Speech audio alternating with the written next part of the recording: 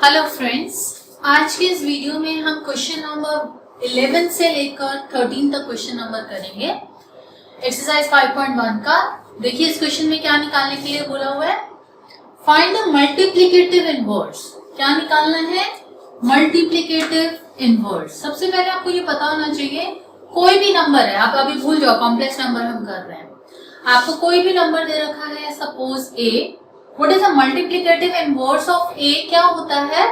That is 1/a, उसका reciprocal of that number. और यहाँ पे जो मुझे मल्टीप्लिकेटिव इनवर्स निकालना है वो कॉम्प्लेक्स नंबर्स, जो हमारे 11 से लेकर 13 क्वेश्चन नंबर दे रखे हैं, जो भी कॉम्प्लेक्स नंबर दे रखा है उसका मल्टीप्लिकेटिव इनवर्स। अब देखिए 11th क्वेश्चन में 4 - 3 आइटा का एक कॉम्प्लेक्स नंबर दे रखा है, तो इसका मल्टीप्लिकेटिव इनवर्स क्या हुआ? जैसे अभी मैंने बताया कोई भी नंबर है, मल्टीप्लिकेटिव इनवर्स क्या हुआ बेटा इसका? इज इक्वल टू जो भी नंबर है उसको रेसिप्रोकल करके लिख दिया हमने। अब मैंने आपको ये कहा था कि कॉम्प्लेक्स नंबर में किस चीज का ध्यान रखना होता है कि जो आपका आयोटा है वो डिनोमिनेटर में नहीं आना चाहिए। अब डिनोमिनेटर में से हटाने के लिए मैंने आपको कहा था कि अपने 9th स्टैंडर्ड का याद रखो कि जहां पर हमें अंडर रूट हटाना होता था उसको रेशनलाइज्ड फॉर्म देनी होती थी। अब ये उसी तरीके से है। अगर मैं इसका देखूं तो इसको किससे मल्टीप्लाई और डिवाइड करना है?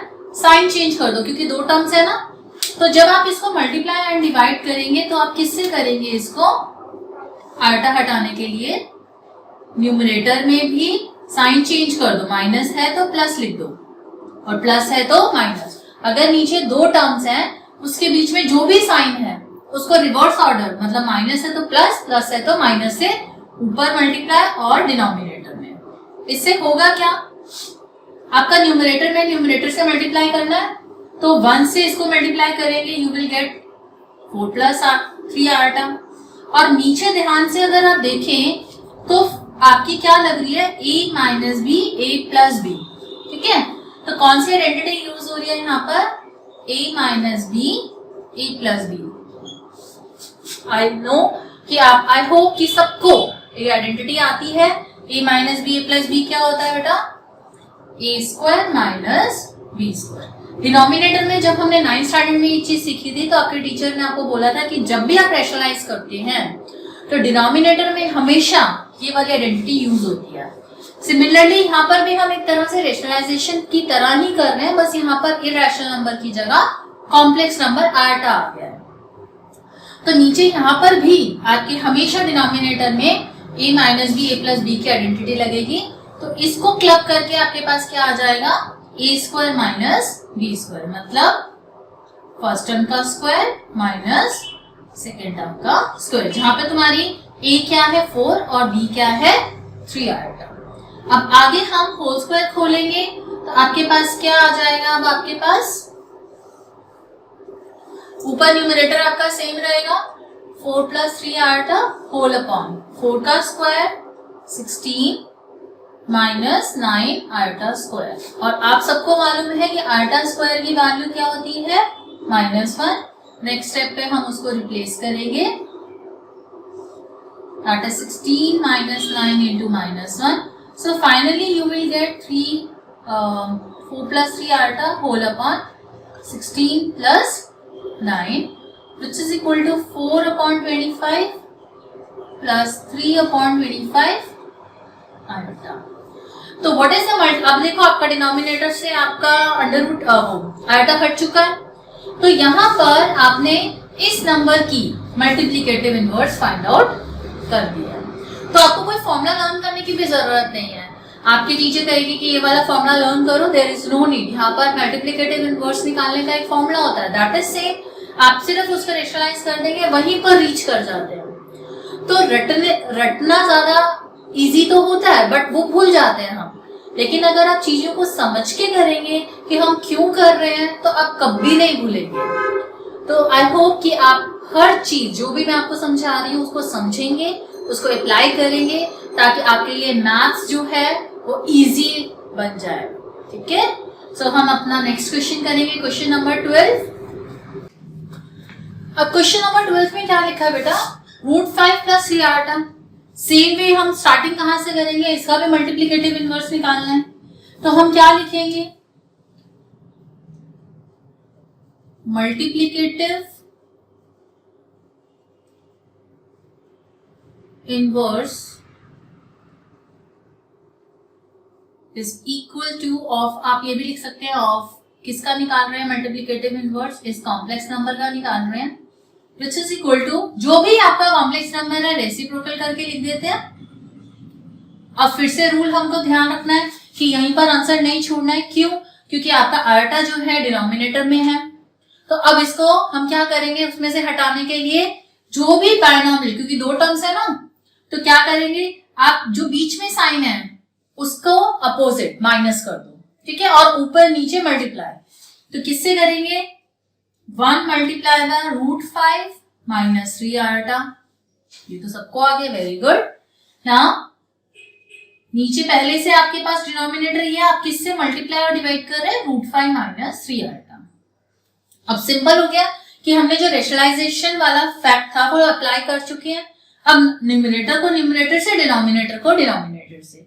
जैसे अभी क्वेश्चन नंबर 11 किया, उसमें ध्यान रखना है डिनोमिनेटर में हमारी कौन सी आइडेंटिटी लगेगी, a minus b, a plus B.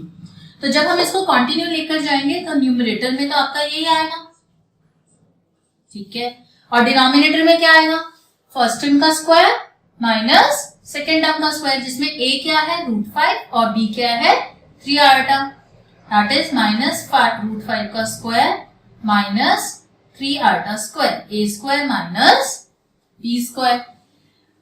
Next step में क्या आ जाएगा, न्यूमरेटर तो एज इट इज रहेगा हमारा, होल अपॉन √5 का स्क्वायर क्या होता है, ओके सबको पता है, दैट इज 5 माइनस 3 आर्टा का होल स्क्वायर इज 3 3 are 9 आर्टा स्क्वायर। ना आर्टा स्क्वायर आपको अच्छे से लर्न हो चुका है, ओके, आर्टा स्क्वायर बताओ क्या होता है, that is -1, very good. Now इसको कंटिन्यू अगर हम करते हैं तो हमारे पास क्या आएगा, numerator as it is whole upon 5 minus 9 into -1, -1 replace कर दिया आर्टा स्क्वायर की जगह, तो फाइनली आपके पास आंसर क्या आ गया, 5 plus 9 that is equal to 14, और दोनों को सेपरेट आउट करके लिख देंगे ताकि हमारी स्टैंडर्ड फॉर्म भी आ गई और आपका मल्टीप्लिकेटिव इनवर्स भी फाइंड आउट हो गया, ठीक है। जहां पर आपका फाइनल आंसर में हमेशा वॉच किया करो आपका आर्टा जो है डिनोमिनेटर में नहीं है, तो ये this is the multiplicative inverse of this, ठीक है। इसी तरीके से अब हम क्वेश्चन नंबर 13 करेंगे। आई होप सबको बहुत बहुत इजी लग रहा होगा, क्योंकि आप लोग 1 से लेकर 10 तक की प्रैक्टिस करके बैठे हुए हैं, और 11, 12, 13 हमारे लिए बहुत इजी है, क्योंकि सारे फॉर्मुलेज हमारे दिमाग में है और हम चीजों को समझ के कर रहे हैं, रट के तो कर नहीं रहे हैं। तो जब हम चीजों को समझ के करते हैं तो वो हमारे डबल इंटरेस्ट क्रिएट कर देता है। तो इसी तरीके से अब हम क्वेश्चन नंबर 13 करेंगे। नाउ क्वेश्चन नंबर 13 में क्या है बेटा, सिर्फ माइनस आयोटा, ठीक है, जिसमें इमेजिनरी पार्ट है बट रियल पार्ट नहीं है, बट करना वैसे ही है। सबसे पहले हम क्या लिखेंगे, what is our multiplicative inverse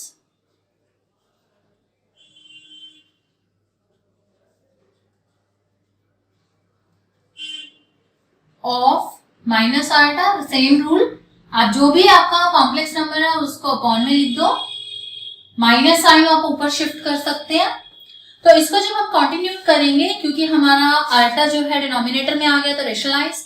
अब फिर से याद करो कि जब हमको रेशनलाइज करना है, नीचे सिंगल टर्म है तो साइन तो चेंज करना नहीं है, सिर्फ उसी नंबर से मल्टीप्लाई और डिवाइड करते हैं। याद आ गया, ठीक है। अब आप आगे लिखेंगे, आगे कैसे लिखेंगे, विच इज इक्वल टू, इस माइनस को तो ऊपर शिफ्ट कर देंगे और -1 किससे मल्टीप्लाई करना, आयोटा से। साइन नहीं लेना बेटा, इसमें नीचे आयोटा है, आयोटा से मल्टीप्लाई, दैट मींस मैंने आयोटा से मल्टीप्लाई और डिवाइड कर दिया। अब न्यूमरेटर मेरे पास क्या आ गया, minus iota upon iota square. Again replace the value of iota, iota square की वैल्यू क्या होती है, आयोटा स्क्वायर इज -1।